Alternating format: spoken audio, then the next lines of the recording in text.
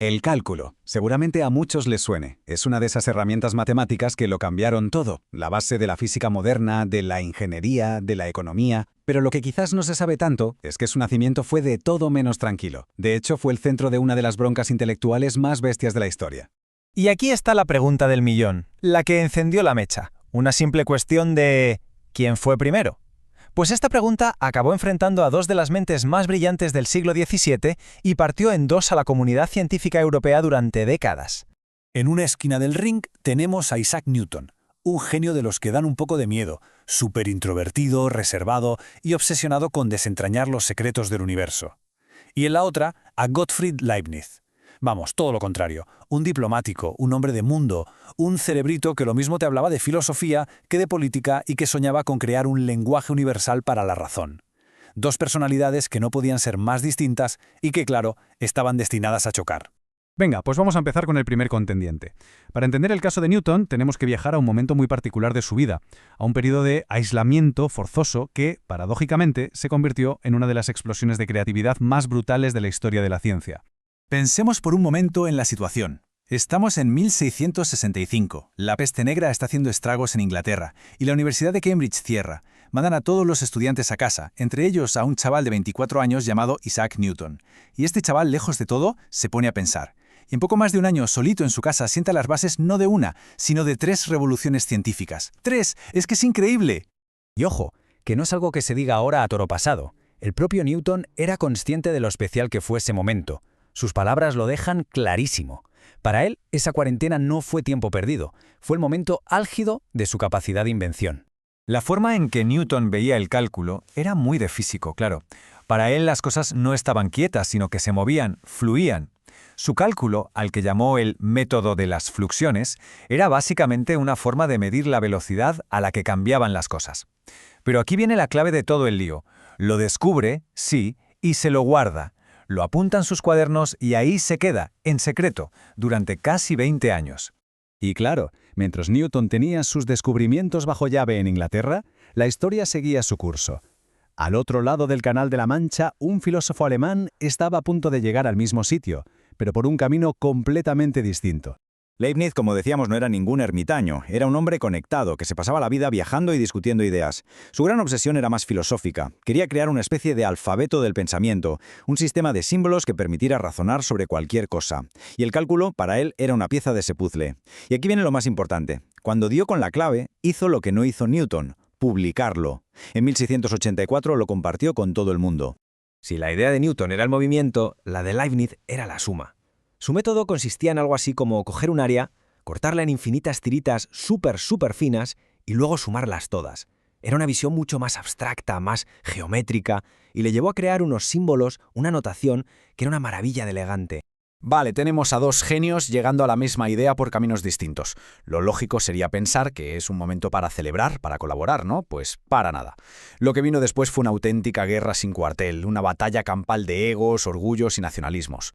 La cosa se fue de madre muy rápido. Leibniz publica su trabajo y casi al instante los amigos de Newton saltan y le acusan básicamente de ladrón. La pelea deja de ser personal y se convierte en un Inglaterra contra el resto de Europa. Y el remate final llega cuando la Royal Society de Londres, con Newton de presidente, monta un comité supuestamente imparcial para juzgar el caso. Y, oh qué sorpresa, concluyen que Newton tiene toda la razón y Leibniz es un plagiador. La acusación era muy grave y muy directa.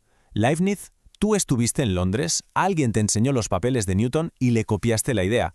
Esa fue el arma que usaron contra él. Y ojo, que a día de hoy los historiadores dicen que no hay ni una sola prueba de que eso pasara, pero la sombra de la duda, esa mancha de plagio, le persiguió hasta el día de su muerte. Pero lo más triste o irónico de toda esta historia es esto. A pesar de que le estaban machacando con acusaciones de plagio, Leibniz fue capaz de reconocer públicamente el genio de su rival. Esta cita demuestra un respeto que, lamentablemente, no era mutuo. Leibniz supo separar al científico de la persona, algo que Newton y su bando nunca estuvieron dispuestos a hacer. Pero la guerra no acabó con la muerte de los protagonistas, ni mucho menos. Continuó en un campo de batalla mucho más sutil, pero igual de importante. El de los símbolos que cada uno había creado. Y esto no era una cuestión estética, era una lucha por definir cuál era la mejor forma de pensar con las matemáticas. Para entender esto hay que ver que tenían filosofías totalmente opuestas. Para Newton, la notación era simplemente una forma de escribir más rápido, una abreviatura. Pero para Leibniz era fundamental.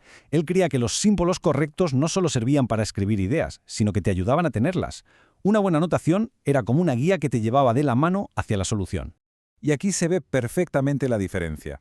Lo de Newton, ese puntito encima de la letra, es súper minimalista, perfecto para sus problemas de física donde casi todo cambia con el tiempo. Pero la de Leibniz, el famoso dy partido por dx, te da muchísima más información. Te dice qué está cambiando y con respecto a qué. Son, en fin, dos formas muy distintas de ver lo mismo. Pues bien, a pesar de todo el poder que tenían Newton y los ingleses, en esta guerra de símbolos hubo un claro ganador, y fue Leibniz. ¿Por qué? Pues porque su notación, sencillamente, era mejor, era más flexible, más clara, hacía que reglas bastante complejas parecieran de repente lógicas e intuitivas, y por eso es la que se estudia hoy en día en todo el mundo. Bueno, después de todo este recorrido por la historia, las acusaciones y los símbolos, toca volver al principio. Vamos a intentar cerrar el caso y dictar sentencia. Ha llegado el momento del veredicto. Después de toda la controversia, de toda la mala sangre, ¿a quién le damos la medalla de inventor del cálculo? Pues la respuesta de la historia, con el tiempo, ha sido clara y bastante salomónica. No fue un robo. Fue un caso de libro de descubrimiento simultáneo. Newton llegó primero a la idea, en su retiro forzoso, y Leibniz llegó después, por su cuenta, y fue quien se lo contó al mundo. Así que en realidad el mérito es de los dos. Aunque si lo pensamos bien, el verdadero ganador de toda esta historia no fue ni Newton ni Leibniz, fueron las propias matemáticas. Porque al final, esta rivalidad nos dejó con dos formas distintas de entender el cálculo. Dos enfoques, el físico y el abstracto, que se complementan a la perfección y que han hecho esta herramienta muchísimo más rica y poderosa. Y quizá la gran lección de todo esto no tenga tanto que ver con derivadas o integrales, sino con cómo funciona la ciencia de verdad. Nos recuerda que el progreso no es un camino de rosas, no es lineal ni es limpio. Es un lío, un proceso muy humano, con sus genios sí, pero también con sus egos, sus envidias y sus peleas. A veces el avance nace tanto del conflicto como de la colaboración. Y esto nos deja con una pregunta en el aire, ¿no? Esta fue una de las grandes peleas de la ciencia, pero no la única. Nos hace plantearnos si, a veces, esa competencia feroz, incluso esa enemistad, no será un motor necesario para dar los grandes saltos. Da que pensar, desde luego.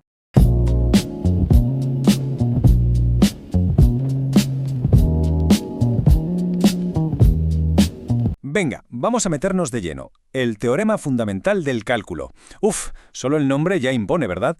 A mucha gente le suena a pesadilla de clase de mates. Se ve como algo súper confuso o, lo que es peor, como algo que no sirve para nada, que es redundante.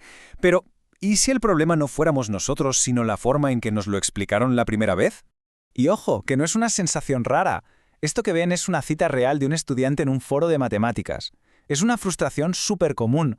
Esa sensación de que el teorema pues solo dice algo que ya parece obvio. Si la integral es la antiderivada, pues claro, la derivada de la integral te devuelve al principio. ¿Dónde está el misterio? ¿Dónde está lo fundamental? Pues aquí está el quid de la cuestión. Toda esa sensación de que, esto ya lo sabía, viene de un atajo que se suele tomar cuando se enseña cálculo. Nos presentan dos ideas que históricamente no tenían nada que ver como si fueran una y la misma, desde el minuto uno. Y claro, al hacer eso, sin querer, nos ocultan la verdadera genialidad del descubrimiento que las une.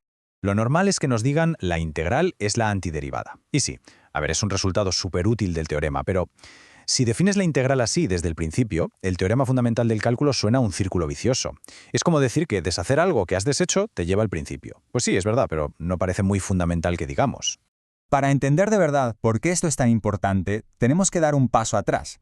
Hay que separar el cálculo en los dos grandes problemas para los que se inventó. Vamos a imaginarlos como dos mundos que durante siglos no se tocaron para nada.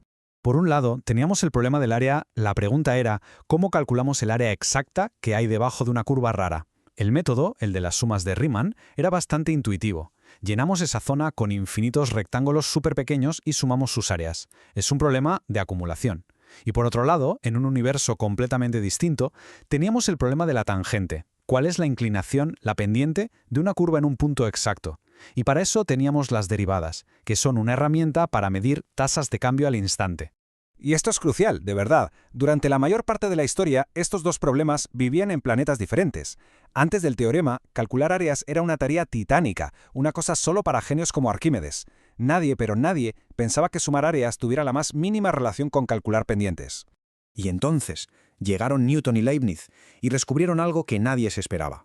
Un puente sorprendente que conectaba estos dos mundos que parecían no tener nada en común. Y ese puente, ese es el corazón del teorema fundamental. La idea que lo cambió todo empieza con una pregunta que parece simple. Vamos a olvidarnos de las pendientes su momento. ¿Qué pasaría si creamos una función nueva, la llamaremos a de x, y su único trabajo será decirnos cuánta área llevamos acumulada debajo de la curva original desde un punto de inicio hasta un punto cualquiera, x? Si movemos la x hacia la derecha, a de x se hace más grande, claro, porque vamos acumulando más y más área. Y ahora, atentos, porque aquí viene la magia. Si esta función a de x es una función que crece, podemos hacerle la pregunta del por otro mundo, del mundo de las pendientes. ¿A qué velocidad está creciendo? ¿Cuál es su tasa de cambio justo en el instante x? De repente, sin darnos cuenta, hemos planteado el problema del área con el lenguaje del problema de la tangente. Y aquí es donde todo explota. La revelación es alucinante.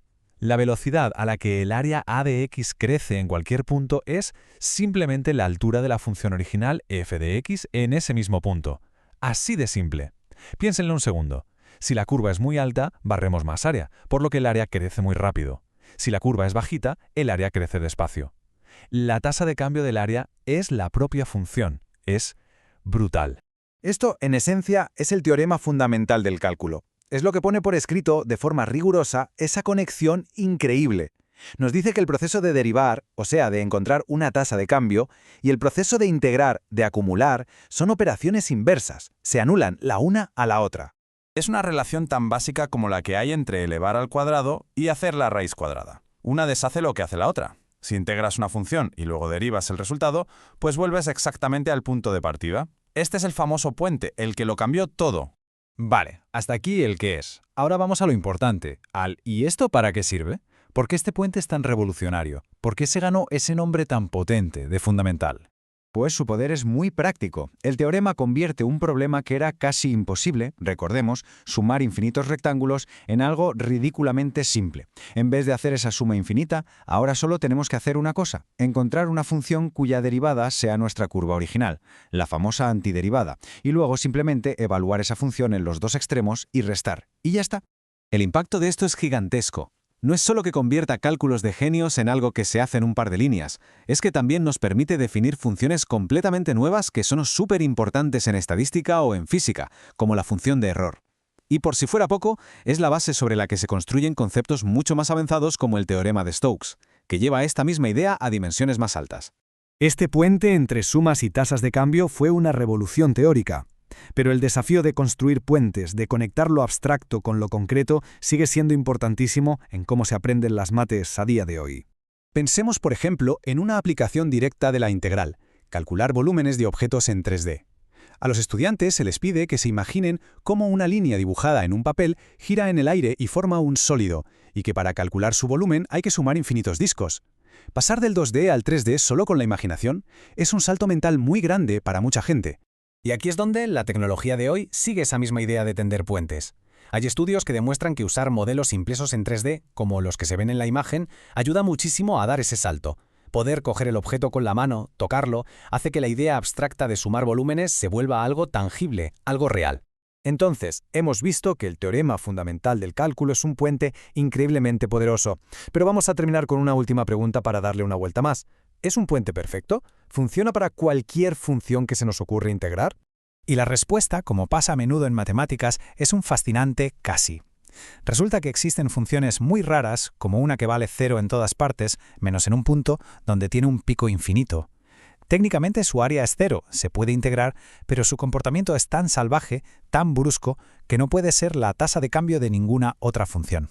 Y esto nos deja con una idea final, que hasta un teorema que se llama fundamental no es el final del camino. Al contrario, es la puerta de entrada a un universo matemático todavía más profundo, más extraño y, la verdad, mucho más sorprendente.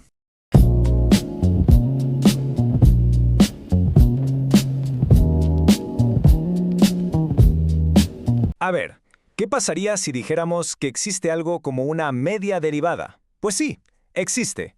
Hoy vamos a explorar el cálculo fraccionario, un concepto que, la verdad, pone patas arriba nuestra comprensión más básica de las matemáticas y de la memoria del universo. Claro, todos conocemos la primera derivada, la segunda, pero ¿y la derivada un medio? Esta pregunta, que ya se planteó por allá por el siglo XIX, es la que nos abre la puerta a una forma totalmente nueva de ver el mundo con los ojos de las matemáticas. Vale, ¿y qué es esto del cálculo fraccionario? Pues en pocas palabras, es una especie de generalización del cálculo de toda la vida. Es lo que nos permite preguntarnos, oye, ¿qué pasa entre los pasos que ya conocemos, como la primera derivada o la segunda? ¿Qué hay en medio? Pero vamos al grano. ¿Qué significa de verdad eso de una media derivada? La respuesta es fascinante y se resume en una sola palabra, una idea potentísima: memoria. A ver, para que se entienda bien, el cálculo clásico, el de siempre, es como si hiciéramos una foto instantánea. Clic. Solo le importa lo que pasa en ese preciso momento.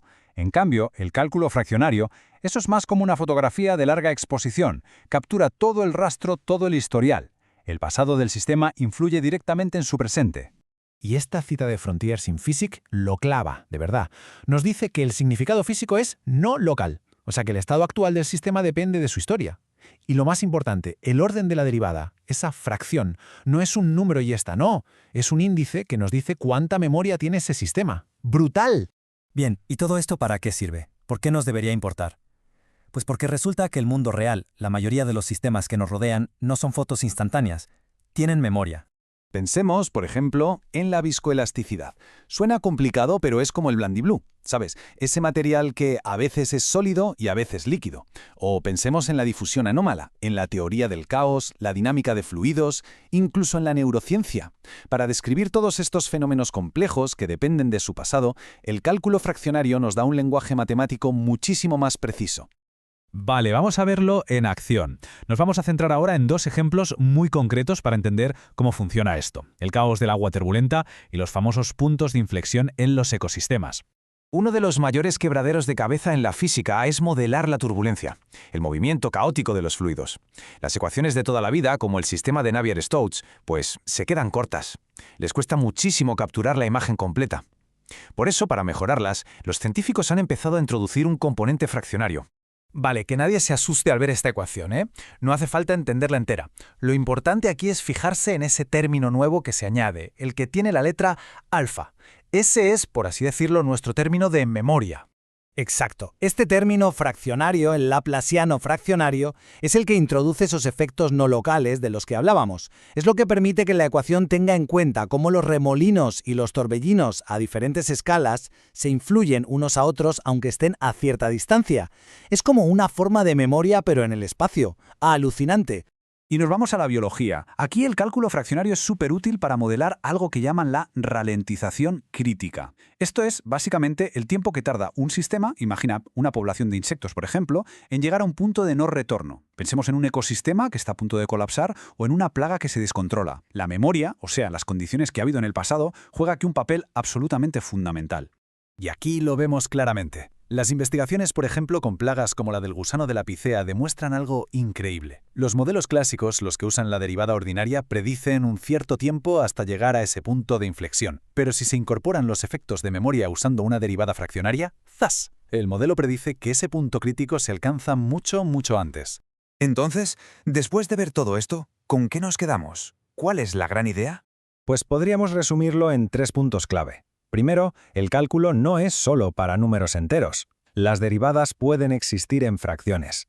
Segundo, estos órdenes fraccionarios introducen el concepto de memoria en las matemáticas. Y tercero y más importante, esta memoria nos permite modelar de forma mucho más precisa la realidad, que al final es desordenada y está toda interconectada.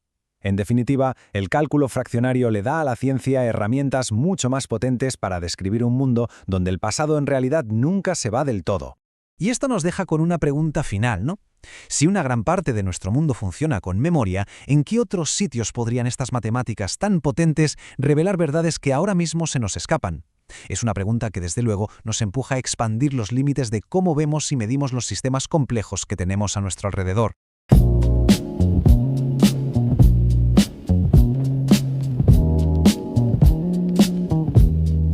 A ver, ¿os imagináis concebir el software 100 años antes de que existiera el hardware? Pues de eso va la increíble historia de Ada Lovelace, una mujer que vio nuestro futuro digital en plena era de las máquinas de vapor. Escuchad esta frase. Ojalá, por Dios, estos cálculos se hubieran ejecutado con vapor. Esto lo dijo el inventor Charles Babbage allá por 1821. Y no era un simple desahogo. Era más bien el síntoma de un problema gordísimo que estaba a punto de provocar una auténtica revolución. Y es que toda revolución, o casi toda, nace de una necesidad urgente. En el siglo XIX, esa necesidad era una auténtica crisis de números. Sí, como suena. Un problema que literalmente estaba frenando el progreso. Pensemos un momento. Estamos en una época de barcos de vela, de las primeras industrias a vapor. Todo, absolutamente todo, dependía de las tablas matemáticas para la navegación o la ingeniería. El problema, que se calculaban a mano. Y claro, el error humano era, pues eso, humano, constante. Un solo fallo, un numerito mal puesto en una tabla de navegación, y la diferencia era, entre llegar a puerto o que tu barco acabase estrellado contra unas rocas. Vidas y fortunas perdidas por un error de cálculo. Así que claro, Charles Babbage se puso a pensar y se le ocurrió una solución. ¿Y si construimos máquinas? Máquinas enormes, mecánicas, precisas, que reemplacen a esos humanos que se equivocan tanto. Ojo, porque Babbage diseñó no una, sino dos máquinas. Y aquí es donde la cosa se pone de verdad interesante. La primera, la máquina diferencial, era, digamos, una supercalculadora, muy específica, diseñada para hacer una única cosa, pero hacerla muy bien. Pero la segunda, la máquina analítica. Eso ya no era una calculadora, era un salto conceptual brutal, una máquina de propósito general, que se podía programar para hacer cualquier cálculo. Y si os cuento cómo funcionaba, vais a flipar, porque suena increíblemente moderno. Se programaba con tarjetas perforadas, una idea que, por cierto, sacó de los telares automáticos de la época. Tenía una parte que él llamó almacén, para guardar los números. Vamos, lo que hoy llamamos memoria RAM. Y otra parte, el molino, que hacía las operaciones, nuestra CPU. Todo eso sí, alimentado por vapor. Era, en esencia, el plano de un ordenador de hoy en día, pero hecho de latón y hierro. Pero lo curioso es que ni siquiera su propio inventor llegó a ver todo el potencial de esta máquina teórica. Tuvo que llegar otra persona, una joven y brillante matemática, una a la que el propio Babbage ya apodó, y me encanta el nombre, la encantadora de números. Hablamos, por supuesto, de Augusta Ada Byron, que luego sería Ada Lovelace. Nacida en 1815, y ojo al dato, era la única hija legítima del famoso poeta Lord Byron. Su madre, que le tenía pánico a querer dar al temperamento poético y, un poco caótico de su padre, le metió por los ojos una educación súper estricta en matemáticas y ciencias. Quería apagar esa chispa. Pero la vida tiene estas cosas. Fue justo ahí, en la mezcla de imaginación poética y lógica matemática, donde Ada encontró su sitio, sobre todo cuando, con solo 17 años, conoció a Babbage y vio su máquina. Esa fascinación por la máquina de Babbage fue el principio de todo. Y lo que la catapultó a la historia empezó con algo que, en apariencia, era muy simple: una traducción. A ver, le piden que traduzca un artículo de un ingeniero italiano sobre la máquina analítica. Un trabajo normalito, ¿no? Pues no. Ada no se limitó a traducir. Empezó a añadir sus propias notas al margen, y esas notas acabaron haciendo que el documento final fuera 3 veces más largo que el artículo original, o sea que de traducción tenía poco. Y es que en esas notas, ahí está toda la magia. Ahí está su genialidad, porque Ada vio mucho más allá de los simples cálculos. Se dio cuenta de algo fundamental. Si la máquina podía operar con números, podía operar con cualquier cosa que se pudiera representar con símbolos, notas musicales, letras, lo que fuera. De hecho, llegó a escribir que la máquina podría componer piezas musicales elaboradas. Y esto es el punto clave de todo. Ella no vio una calculadora gigante. Vio lo que hoy llamamos un procesador de información universal. Y la prueba definitiva de esa visión, la guinda del pastel, está en una de esas notas. La más famosa de todas, la nota G. Lo que hay dentro es, ni más ni menos, un plan tan detallado que hoy lo consideramos el primer programa de ordenador de la historia. Esto que estamos viendo es el diagrama de la nota G. A ver, a simple vista puede parecer una tabla matemática súper compleja, y lo es. Pero es mucho más que eso. Es un algoritmo. Es una lista de instrucciones, paso a paso, de las operaciones que la máquina tenía que hacer para calcular una serie de números muy complicados, los números de Bernoulli. Y lo verdaderamente alucinante es que en esa nota G ya estaban descritos conceptos de programación que tardarían un siglo en implementarse de verdad. Hablamos de algoritmos recursivos, de bucles para repetir tareas e incluso de bifurcaciones condicionales, los if-then de toda la vida. Era un plan perfecto, entrada de datos, procesamiento y salida. Todo. ¡Claro! Esto nos lleva a la pregunta del millón. ¿Escribió ella sola el primer programa? Bueno, la verdad es que la nota G fue una colaboración, pero una que deja clarísima la habilidad excepcional de Ada. Babbage le dio la fórmula matemática para empezar. Pero, y esto lo reconoció él mismo, Ada encontró un grave error en sus cálculos. No solo lo corrigió, sino que fue ella quien desarrolló el algoritmo final, el paso a paso detallado. O sea que no solo fue la primera programadora, fue también la primera debugger. La pena es que la máquina analítica nunca se llegó a construir, se quedó en los planos. Pero la visión de Ada, por suerte, no se perdió en el olvido. Un siglo más tarde, cuando empezaron a aparecer los primeros ordenadores electrónicos, alguien redescubrió sus notas. Y entonces, por fin, todo el mundo pudo ver su increíble legado. Y su impacto hoy es innegable. El mismísimo Alan Turing, el padre de la computación moderna, se refirió a su trabajo. En 1979, el Departamento de Defensa de Estados Unidos creó un nuevo lenguaje de programación superavanzado. ¿Y a que no sabéis cómo lo llamó? Ada. Y por supuesto, hoy tenemos el Día de Ada Lovelace, que se celebra en todo el mundo para inspirar a más mujeres a entrar en el mundo de la ciencia y la tecnología. Ada Lovelace murió muy joven, con solo 36 años. Y es una pena, porque dejó atrás ideas para proyectos increíbles, como una especie de cálculo del sistema nervioso. Y claro, esto nos deja con una pregunta flotando en el aire. Una mente que fue capaz de ver el futuro con 100 años de antelación. ¿Qué más podría haber logrado si hubiera tenido un poco más de tiempo?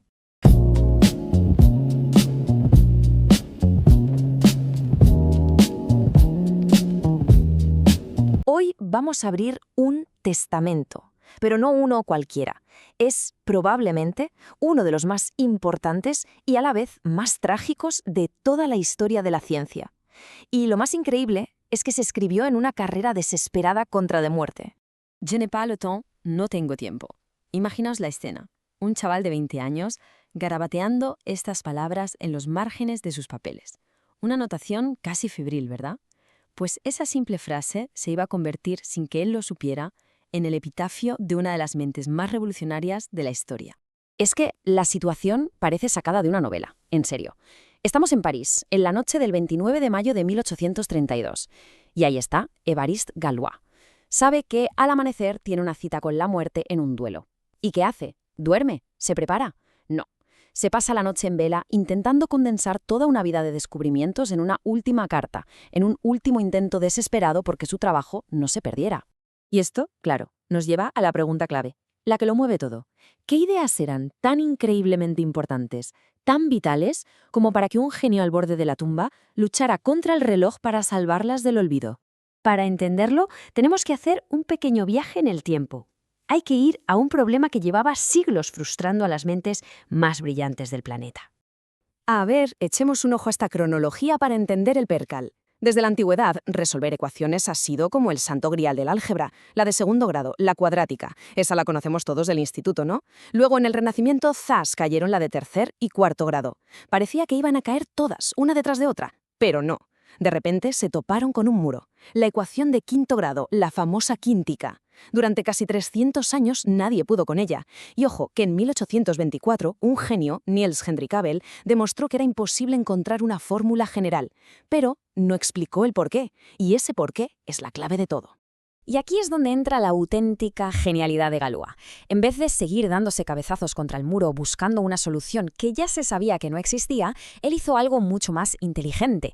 Le dio la vuelta a la tortilla. Se preguntó, un momento, ¿qué es lo que hace que una ecuación pueda resolverse? ¿Qué propiedades tiene que tener para que funcione? Fue un cambio de enfoque brutal. Y la respuesta que encontró fue alucinante. No estaba en los números en sí, sino en algo mucho más profundo, más elegante. La simetría. Galois se dio cuenta de algo increíble. Las soluciones de una ecuación, lo que llamamos sus raíces, no son números sueltos y ya está. No, forman un sistema, una estructura. Y lo más interesante es que se pueden intercambiar entre ellas, permutarlas, de ciertas maneras que, por así decirlo, no rompen las reglas del juego, que mantienen intactas las relaciones que las unen. A estas permutaciones especiales las llamó las simetrías de la ecuación. Y para poder estudiar este sistema de simetrías, ¿qué hizo? Pues se inventó una herramienta matemática completamente nueva, el grupo de Galois. Es como si cada ecuación tuviera su propio DNI, su huella dactilar, que describe a la perfección toda su estructura interna. Y con esto, sin casi darse cuenta, acababa de poner la primera piedra del álgebra abstracta moderna, una auténtica locura. Aquí viene la magia, la conexión brutal entre la estructura y la solución. Galois descubrió que una ecuación se puede resolver con las herramientas de toda la vida, con radicales, si y solo si su grupo de Galois es soluble. Vale, ¿y qué demonios significa que un grupo sea soluble? Pues pensad en cómo descomponemos un número, por ejemplo el 12, en sus factores primos. 2 por 2 por 3. Pues esto es algo parecido. Un grupo soluble si puedes ir rompiéndolo en pedazos más y más sencillos, en una especie de cadena, hasta llegar a las piezas más fundamentales, las que ya no se pueden romper más. Y la conclusión fue demoledora. Galois demostró que el grupo de simetría de la ecuación de quinto grado, un grupo que llamamos A5, tiene un núcleo tan complejo, tan compacto, que es imposible de descomponer de la manera que se necesita. Es un grupo simple, en el sentido matemático. Y eso, de una forma definitiva y elegantísima, demostraba por qué nunca, jamás, se encontraría una fórmula general. El problema no era de ingenio, era de estructura. Era sencillamente imposible. Pero claro, la teoría es solo una parte de esta increíble historia, porque ¿quién era el hombre detrás de esta revolución matemática? Pues su vida fue tan turbulenta y trágica como brillante fue su mente. Su vida fue, de verdad, una sucesión de golpes durísimos. El suicidio de su padre, que era un republicano acosado por sus enemigos políticos. El rechazo, por 2 veces, de la prestigiosa École Polytechnique, donde los examinadores simplemente no entendían sus métodos tan novedosos. Y para rematar, el ninguneo de la Academia de Ciencias. Primero le pierden un manuscrito y luego le devuelven otro diciendo básicamente que era incomprensible. Totalmente frustrado y, con razón, resentido con el sistema, Galois se lanzó de cabeza a la política más radical. Se unió a grupos republicanos que luchaban contra la monarquía y, como era de esperar, acabó arrestado. Pasó meses en la prisión de Saint-Pélagie, que era un hervidero de revolucionarios, y aún así, incluso allí, siguió puliendo su increíble teoría. Este camino de confrontación constante le llevó directamente a su trágico final, y con él a un periodo en el que su obra maestra estuvo a un pelo de perderse para siempre. El duelo fue al amanecer del 30 de mayo. El por qué exacto, bueno, sigue siendo un misterio. Se habla de un lío de faldas, de una provocación política. La verdad es que no se sabe. Lo que sí sabemos es que le pegaron un tiro en el abdomen y lo dejaron allí tirado, hasta que un campesino lo encontró. Murió un día después en el hospital. Y tras su muerte, ¿qué pasó con esos papeles que había escrito con tanta urgencia? Pues se quedaron en un cajón. Su amigo Auguste Chevalier intentó que se publicaran, pero el mundo matemático sencillamente no estaba preparado. Las ideas de Galois eran demasiado nuevas, demasiado abstractas, iban décadas por delante de su tiempo. Tuvieron que pasar 11 largos años. En 1843, otro matemático, Joseph Liouville, se topó con ellos. Y a diferencia de los demás, él sí que vio algo. No los descartó. Se pasó meses descifrando esos razonamientos, rellenando los huecos que Galois, con las prisas, había dejado, y al final se dio cuenta del tesoro que tenía entre manos y lo presentó por fin a la Academia de Ciencias, la misma que había rechazado a Galois en vida. Y ahora es cuando la historia da un salto de casi 200 años y aterriza de lleno en nuestro mundo. Porque el trabajo de aquel joven rebelde, hoy, es absolutamente fundamental. Mirad esto, la teoría de Galois no es una simple curiosidad histórica, para nada. Es la base de un montón de tecnologías que usamos todos los días. La seguridad de nuestras tarjetas de crédito, el GPS del coche, los códigos que evitan errores en las comunicaciones con satélites, todo eso depende, en el fondo, de las estructuras que Galois esbozó en su última noche de vida. Su fantasma, como quien dice, vive en la máquina. 20. Solo 20 años. Toda esta revolución, todo este legado inmenso, fue obra de alguien que en realidad apenas había salido de la adolescencia. Es algo que cuesta asimilar. Ya en su lecho de muerte, mientras su hermano pequeño, Alfred, lloraba sin consuelo, Galois sacó fuerzas para consolarle a él. Le dijo: «No llores, Alfred. Necesito todo mi coraje para morir a los 20 años».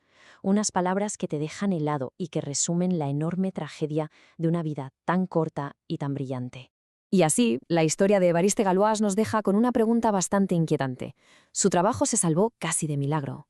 Pero te obliga a pensar, ¿cuántos otros genios, cuántas otras ideas que podrían haber cambiado el mundo se han perdido para siempre, simplemente porque nadie tuvo la paciencia o la visión para escucharlas en su momento?